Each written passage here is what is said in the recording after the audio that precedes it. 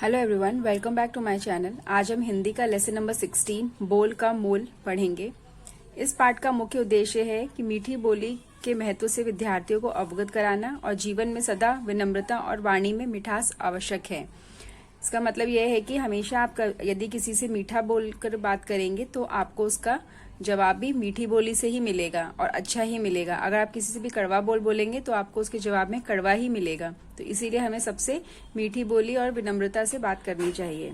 तो इसमें कुछ अभ्यास के लिए शब्द दिए गए हैं। व्यापारी, न्यौछावर, जल्दी, विश्राम, आदरणीय, मुसीबत, सामग्री, मांगी, मिठाई। तो चलिए इस पाठ को शुरू करते हैं हम। एक आदमी बूढ़ा हो चला था। उसके 4 बेटे थे। बेटे यूं तो सभी काम जानते थे, किंतु बोलचाल और आचरण में चारों एक जैसे नहीं थे। पिता ने उनसे कई बार कहा, यदि तुमने अपनी बोलचाल और आचरण नहीं सुधारा तो वह जीवन में सफल नहीं हो सकेंगे, पर पिता की बात उन्होंने कभी ध्यान नहीं दिया। तो इस पाठ में बताया गया है कि एक आदमी था जो बूढ़ा हो चुका था। उसके 4 बेटे थे और सभी की जो बात करने का तरीका था सभी का एक जैसा नहीं था। कोई अच्छा बोलता था, कोई कड़वा बोलता था, कोई विनम्रता से बात करता था, कोई एकदम कर्कश वाणी में बात करता था।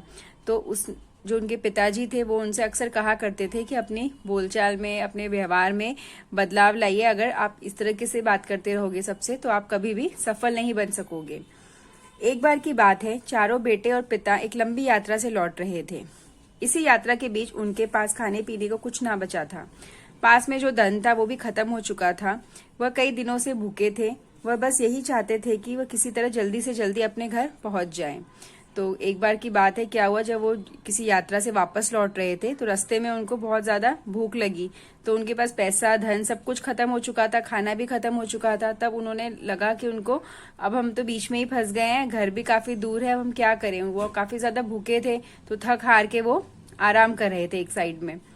पांचों एक सड़क के किनारे विश्राम कर रहे थे। तभी एक व्यापारी अपनी बैलगाड़ी को हाँकता हुआ निकला। वह व्यापारी किसी मेले में जा रहा था। उसकी बैलगाड़ी में तरह तरह के पकवान और मिठाइयां भरी हुई थी। वह उन्हें बेचने के लिए जा रहा था। पकवानों और मिठाइयों की महक से पांचों के मुंह में पानी आने लगा। बूढ़े ने कहा, जाओ व्यापारी से मांगो, शायद कुछ खाने को दे दे। तो फिर क्या हुआ कि जब वो लोग विश्राम कर रहे थे सड़क के किनारे तो देखा उन्होंने एक बैलगाड़ी पे एक आदमी अपना सारा सामान लाद के, पकवान, मिठाइयां वगैरह शहर की तरफ जा रहा है उनको बेचने के लिए। तब उसके पिताजी ने उनसे बोला कि जाओ, ये व्यापारी जा रहा है, इससे ही कुछ मांग कर ले आओ खाने के लिए, तो शायद हमारी भूख प्यास भी कुछ मिट जाए। तो उन्होंने अपने बेटों को जाने के लिए बोला। पहला बेटा व्यापारी के पास गया। बोला, अरे अरे व्यापारी, इतना माल ले जा रहा है, थोड़ा मुझे दे दे, बहुत भूख लगी है। व्यापारी ने सोचा, कितना मूर्ख है, दूसरे से मांगते समय भी मीठी वाणी बोलनी चाहिए। अच्छा, ये जितनी कठोर वाणी बोल रहा है उसे उतना ही कठोर पकवान दूंगा। यह सोचकर उसने एक सूखा पकवान उसे दे दिया। तो जब पहला बेटा उससे मांगने के लिए गया तो उसने काफी बदतमीजी से उससे बोला, तो उसको भी काफी बुरा लगा, व्यापारी को भी। और उसने जिस प्रकार उसने बोला कठोर वचन, उसी प्रकार उसने उसको कठोर पकवान खाने के लिए दे दिया। व्यापारी थोड़ी ही दूर गया था कि दूसरा भाई उसके पास पहुंचा। बोला, बड़े भाई प्रणाम, क्या छोटे भाई को खाने के लिए कुछ ना देंगे? व्यापारी ने सोचा, मुझे भाई कहा है, छोटे भाई को देना मेरा कर्तव्य है। उसने कहा, लो छोटे भाई, मिठाई खाओ। उसने उसे दोना भरकर मिठाई दे दी। अब तीसरे भाई व्यापारी के पास गया और बोला, आदरणीय, आप मेरे पिता समान हैं, मुझे भी कुछ खाने को दे दें। व्यापारी ने सोचा, यह मुझे पिता जैसा आदर दे रहा है तो इसे भरपेट मिठाई देनी चाहिए, और उसने कई दोनों में बहुत से पकवान और मिठाइयां भरकर दे दी। तो इस प्रकार से जब पहला भाई गया तो उसको कठोर जो था पकवान वो दिया गया। जब दूसरा भाई पहुंचा तो उसने उसको प्रणाम भाई करके बात करी उस व्यापारी से, तो उसको अच्छा लगा और उसने उसको खाने को दे दिया। और जब तीसरा भाई गया तो उसने उसको पिता जैसा सम्मान दिया, तो वो उससे खुश हो गया। उसने बहुत सारे दोने भरकर उसको मिठाइयां दे दी। अब बारी थी चौथे भाई की। तो चलिए देखते चौथे भाई ने क्या कहा। अंत में चौथा भाई आया। उसे देख के व्यापारी मुस्कुराया तो वह भी मुस्कुरा दिया। उसने कहा, मित्र, इस मुसीबत की घड़ी में तुम सहारा बन सकते हो, क्या तुम मुझे भूखा ही रखोगे? तो चौथा भाई ने उसको मित्र कह के संबोधित किया और उससे बोला कि क्या तुम मुझको इस मुसीबत की घड़ी में भूखा ही रखोगे? व्यापारी ने सोचा, मित्र पर लोग सब कुछ न्यौछावर कर देते हैं, फिर यह मित्र तो मुसीबत में है, इसकी मदद करनी चाहिए। मेरा क्या, शहर जाकर और माल भर लाऊंगा। व्यापारी ने कहा, मित्र, इस गाड़ी में लदा सारा पकवान तुम्हारे लिए है, चलो कहाँ ले चलूं।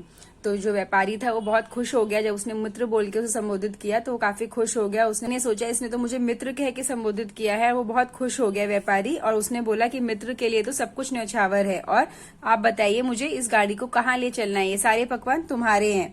तो वो काफी खुश हो गया और उस गाड़ी को वहां से ले चला। वह दोनों वहां आ गए जहां पिता के साथ बाकी 3 भाई बैठे थे। पिता ने उन सब से कहा, अब तुम अपनी अपनी मांगी हुई भोजन सामग्री की तुलना करो।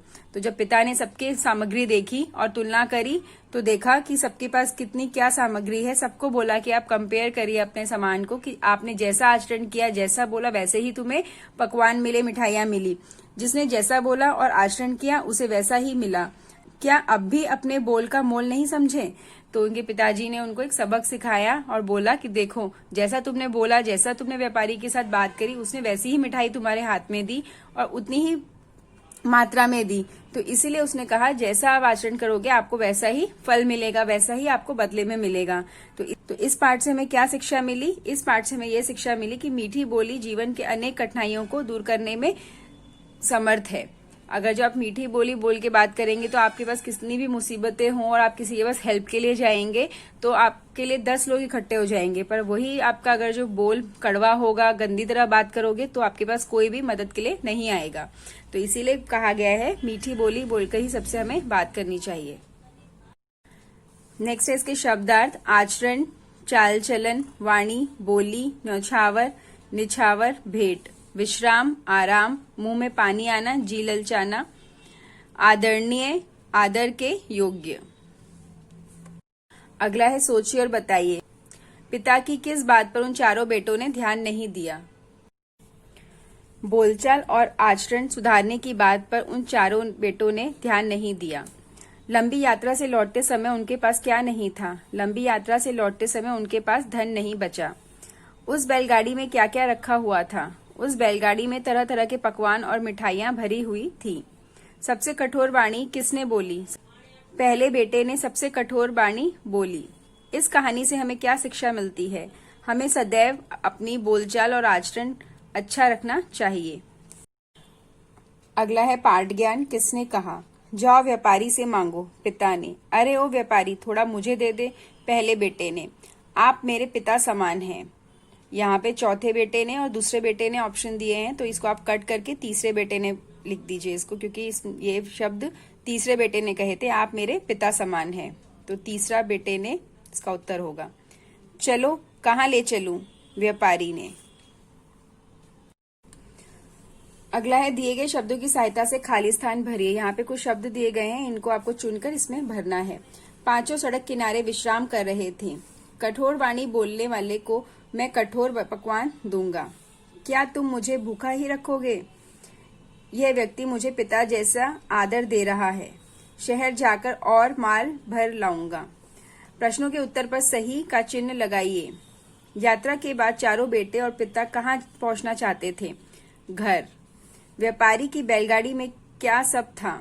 मिठाइयाँ और पकवान। सबसे अच्छा आचरण किसका रहा। चौथे बेटे का। इस पाठ में किसका मोल बताया गया है। बोल का। अगला है प्रश्नों के उत्तर लिखिए। बूढ़े पिता ने अपने चारों बेटों को क्या बात समझाई। बूढ़े पिता ने अपने चारों बेटों को बोलचाल और आचरण सुधारने की बात समझाई। लंबी यात्रा से लौटते समय सबकी क्या हालत हो रही थी। लंबी यात्रा से लौटते समय सबकी हालत खराब हो गई। वह अत्यंत थक गए थे और भूख से व्याकुल थे, इसीलिए जल्दी घर पहुंचना चाहते थे। व्यापारी ने पहले बेटे को खाने के लिए क्या दिया। उसने यह वस्तु क्या सोचकर दी। व्यापारी ने सबसे पहले बेटे को कठोर व्यवहार के कारण उसे सूखी और कठोर वस्तु खाने को दी। तीसरे बेटे की बात सुनकर व्यापारी ने क्या सोचा और उसे क्या दिया। व्यापारी ने सोचा, यह मुझे पिता जैसा सम्मान दे रहा है, इसे तो भरपेट मिठाई देनी चाहिए। अब ये यहाँ पे हमारे हो गए प्रश्न उत्तर। अगला है भाषा ज्ञान। दिए गए शब्दों के उल्टे अर्थ वाले शब्द लिखिए। प्रातः, संध्या, प्रसन्न अप्रसन्न, जन्म मृत्यु, विश्वास अविश्वास, ज्ञान अज्ञान, योग्य अयोग्य। अगला है लिंग बदलिए। नर नारी, सम्राट सम्राज्ञी, कवि काव्यत्री, बेटा बेटी, पुत्र पुत्री, पुरुष स्त्री। दिए गए शब्दों का वाक्यों में प्रयोग कीजिए। वाणी, हमें सबसे मीठी वाणी बोलनी चाहिए। विश्राम, राम सड़क के किनारे विश्राम कर रहा था। पकवान, दिवाली पर मेरी माँ ने पकवान बनाए। मित्र, हमें मित्र की मदद करनी चाहिए। आदरणीय, हमें बड़ों से आदरणीय कहकर बात करनी चाहिए। अगला है नीचे दिए गए सभी भाववाचक संज्ञा पर सही का निशान लगाइए। मूर्ख मूर्खता, सुंदर सुंदरता, बुरा बुराई, योग्य योग्यता, अच्छा अच्छाई। तो यहाँ पर हमारा पाठ बोल का मोल समाप्त होता है। इसके क्वेश्चन आंसर एक्सरसाइज हमारी डिस्कस हो गई हैं। अब हम मिलेंगे अगले पार्ट के साथ। Thank you.